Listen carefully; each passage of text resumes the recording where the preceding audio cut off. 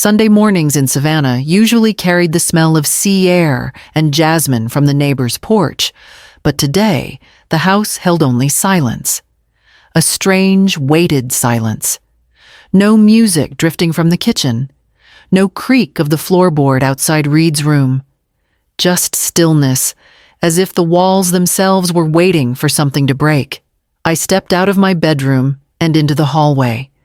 Barefoot, my robe tugged tight around my waist. The living room looked untouched, the old ceiling fan spinning in lazy circles. I passed the worn photograph of Reed on the mantel, age 5, missing teeth, his arms around my neck, and kept walking. In the kitchen, I stopped. On the dining table, propped against the empty coffee mug he'd used the night before, was a sheet of lined notebook paper. His handwriting was as sharp and angular as I remembered from high school. Goodbye. You were never my family. The words didn't hit like a bullet. They didn't even sting. I stood there for a moment, looking at the familiar loops of his R's and the way he still curled the Y at the end of family, like a careless tale. I'd seen that signature before. On birthday cards. On checks I'd co-signed. On apology notes tucked under my door. My phone buzzed, then again, and again. I picked it up. Fraud alerts lit the screen, checking account, retirement fund, credit card. Unauthorized withdrawals. Account access changed. Overdraft protection triggered. The buzzes came faster than I could swipe them away. Still, my hands didn't tremble. I placed the phone on the table next to the note, walked to the kettle, and poured hot water into my mug. I took a sip of tea, let the steam warm my face, and whispered to the quiet room. He walked right into it. The first time Reed called me Delia instead of Mom. He was 17 and angry about something small, laundry, I think. I'd folded his clothes wrong or used the wrong detergent. The word slid out of his mouth like it had always belonged there. I remember standing at the foot of the stairs holding his t-shirts in a neat stack and feeling something quiet snap inside me. He didn't look back when he said it. Just shut his door and left me standing in the hallway with arms full of clean cotton and silence. But it didn't start there. It started 8 years earlier when his father, my husband Everett, was killed in a car crash on Highway 17. 1 minute we were planning a beach trip. The next I was standing in a morgue staring at a man I loved more than I thought possible, now lying still under a white sheet. Reed was only 9 then, too young to understand the finality but old enough to cry himself hoarse into my lap for nights after. I dropped out of nursing school the week after the funeral. Couldn't balance classes, grief, and a grieving child. I took cleaning jobs instead. Offices, rental homes, hospital wings after hours. Whatever paid steady. At night, I'd come home to fix us dinner, help with homework, wash uniforms, and tuck him in with a song his father used to hum off key. He called me Mom, without thinking, for years. At 10, at 12, even at 16, when he got his first heartbreak. But by the time college came, something shifted. He stopped asking for rides. Stopped inviting me to school events. The day he left for university, I handed him an envelope with grocery money and the keys to the used Civic I'd saved a year to buy. He hugged me with one arm phone in the other. I didn't expect a thank you. I didn't get one. When graduation came, I wasn't invited. I saw a photo on social media, him in the cap and gown, smiling between 2 friends I didn't know. I zoomed in looking for anything familiar. There was nothing. No mention. No mother. But still, I kept trying. I wired money when rent ran late. I called on birthdays, even when they went to voicemail. I stayed quiet when he missed holidays. Because love doesn't stop just because it isn't returned. And maybe that's why I didn't stop watching. Not when the questions started. Not when the tone shifted. Not when he moved back in and called me Delia, like it meant nothing at all. Reed moved back into the house the fall after his second job fizzled out. Said he needed a reset. said things in the tech world were fluid, and he just needed a few months to get his bearings. I told him the guest room was his. It had always been his, even when he stopped calling it home. At first, I tried to believe it, that he was tired, that life had knocked him down and he needed grace. I cooked for him like I used to, let him sleep late, let his laundry pile. I remembered Everett once telling me, when a man doesn't know who he is, sometimes he just needs to be reminded someone sees him. But then he started asking questions. One night after dinner, he lingered in the kitchen, drying a dish he hadn't washed. "Hey," he said casually, "do you know where the house deed is? I saw something online about property tax exemptions." Another time, "What bank do you use for your retirement account again? Maybe I can help consolidate." He offered to help with online bills, said paper mail was outdated. But then envelopes started disappearing, statements I knew had been delivered never making it to the stack near the door. I asked once. He said he tossed the junk. Smiled like he was doing me a favor. I didn't argue. I just smiled back, wiped the counter, and made a mental note to call Chloe the next morning. That's when I started writing things down. Dates, times, odd comments. I made digital copies of every financial record I had and stored them on a flash drive hidden in the lining of my winter coat. I logged into my online accounts from the library downtown, changed passwords, set alerts. I didn't accuse, I didn't confront. I just watched, listened, learned. Because there's a difference between being quiet and being blind. And the night he asked if I'd ever considered updating my will, said it with a laugh, like it was just a casual suggestion. I realized something I didn't want to admit. He wasn't trying to rebuild. He was circling. Saturday night, Reed stood behind me while I rinsed dishes, his voice softer than usual. "I'll cook breakfast tomorrow," he said, pressing a kiss to my forehead. I flinched, just barely, but he didn't notice. He'd never kissed me that way before. Not since he was a boy in sneakers too big for his feet running around the backyard with grass stains on his knees. I nodded and handed him a towel. He hummed as he dried a plate, then wandered off to his room phone, glowing in his hand. The hallway light clicked off behind him. I stood in the kitchen a while longer, letting the silence return. I didn't sleep much that night. In the morning, the house felt colder than usual. I reached for my cardigan and walked into the kitchen barefoot. The light was off. No smell of coffee, no clatter of pans, just stillness. And the note. Folded once, sitting where his phone charger had been. I didn't rush to open it. I already knew.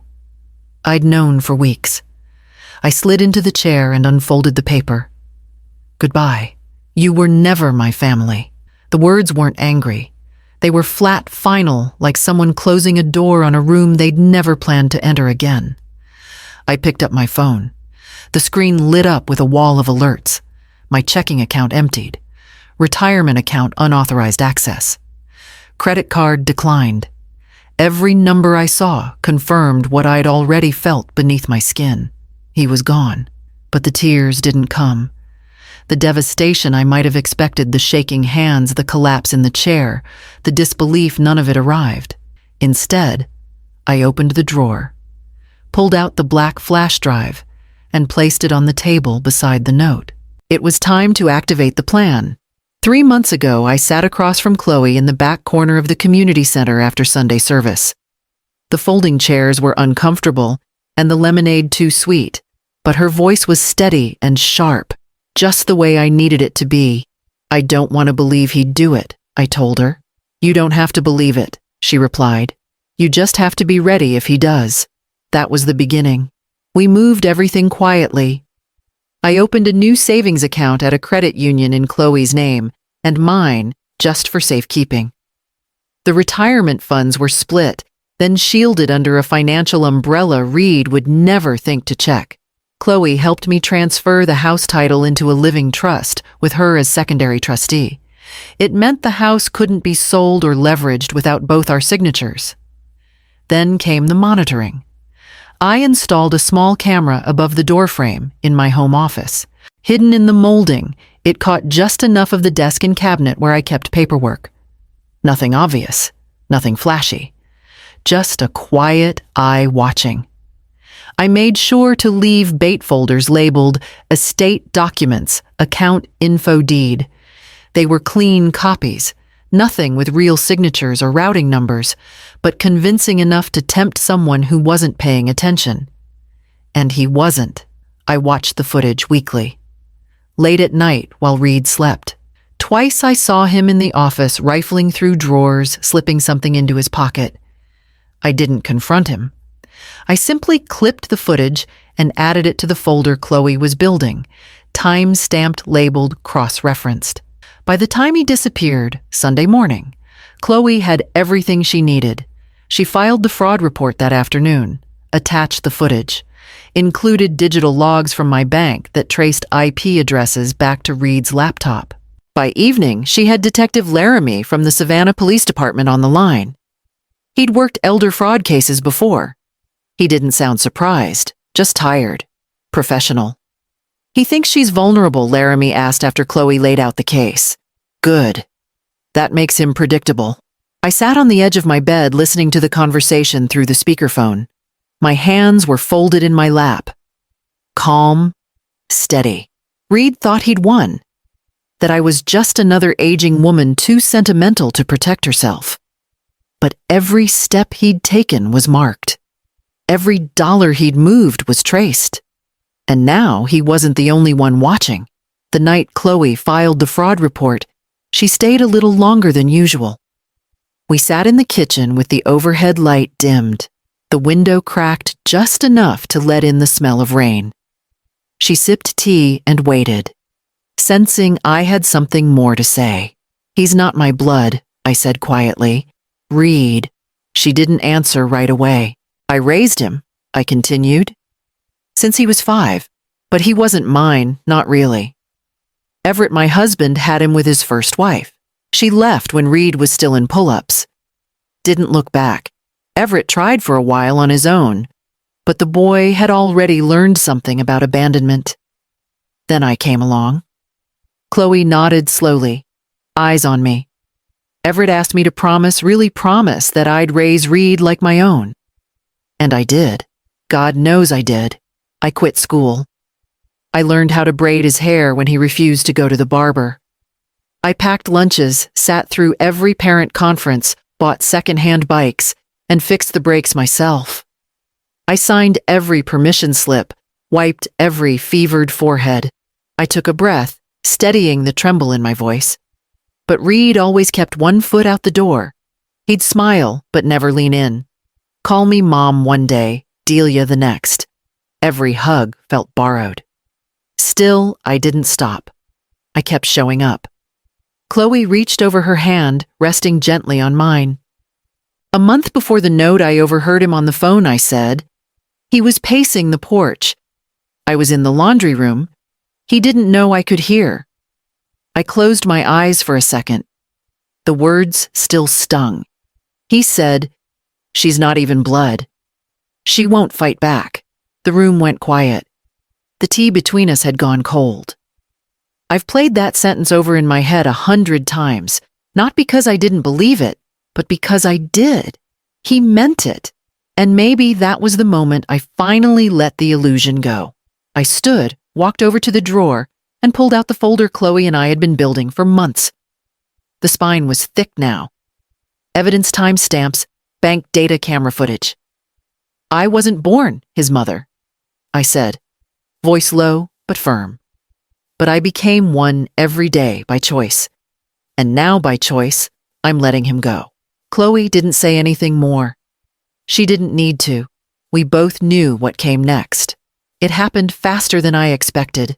The house, my house, was the first thing he tried to move.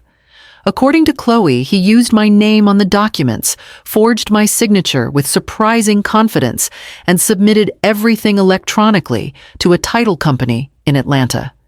He must have thought taking it out of town would lower suspicion. Distance always makes deception feel cleaner. But the trust was already in place. Chloe's name was embedded in the legal structure. 2 signatures required. Hers never came. And the moment the documents hit their system, the title officer flagged them for irregular formatting, routing the file straight to their legal department. The company called Chloe before they called anyone else. Within an hour, Detective Laramie had the access logs and IP addresses traced. Every click and submission led straight back to Reed's apartment across town, the one he'd claimed he couldn't afford to keep when he transitioned back into my house. The next morning, Chloe called me. "He used the address you gave him to fake a closing request," she said. "But he didn't realize the email bounced through our flagged server. You set the trap. It worked." I sat at the kitchen table, tracing the edge of my mug with one finger. I didn't feel victorious. Not exactly.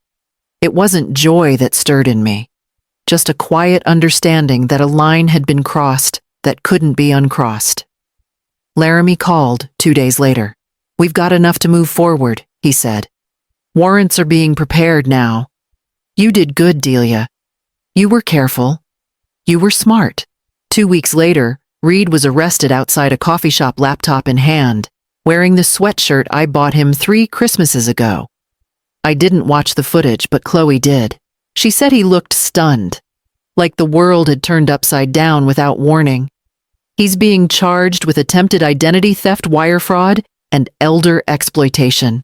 I let the phone rest against my ear as Laramie read off the list. The words didn't sting the way I thought they might. It wasn't hearing them that hurt. It was remembering how easy he made it all seem, how casual the betrayal had been, like it was a business transaction, like I was just paperwork to him. After the call, I placed the phone down beside the folder. I stood up, walked through the house slowly, and locked the front door behind me. There was one more thing I needed to do. The courtroom was colder than I expected. Not from the air, but from the space between us. Reed sat across the aisle in a charcoal suit that didn't quite fit his hair longer than I remembered, his eyes fixed on the table in front of him. He didn't look up when I entered. Not when I sat. Not even when the judge asked if I was ready to speak. I stood slowly, hands steady at my sides. "My name is Delia Madsen," I said, voice clear. "I am the legal owner of the property in question. I am the victim of financial exploitation and identity fraud. But that's not all I am." The judge nodded. I kept going. "I raised that man since he was 5. He was never just my husband's son. He was mine in every way I knew how to be a mother. I fed him. I taught him to tie his shoes, to say thank you, to look people in the eye. I stayed up through his fevers, through his heartbreaks, through every lie he thought I couldn't see." Reed shifted slightly, but still didn't meet my gaze. "You were never just my responsibility," I said, eyes locked on him now. "You were my son, even when you didn't want me." The room stayed silent for a long moment after I finished.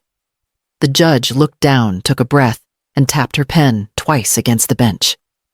"Mr. Madsen," she said finally, "this court finds you guilty on all counts." Her voice didn't waver, but something in her face softened. 7 years in state custody, she continued. Restitution to be determined. Reed still wouldn't look at me as the bailiff approached, not even when he stood, not even when the cuffs clicked around his wrists.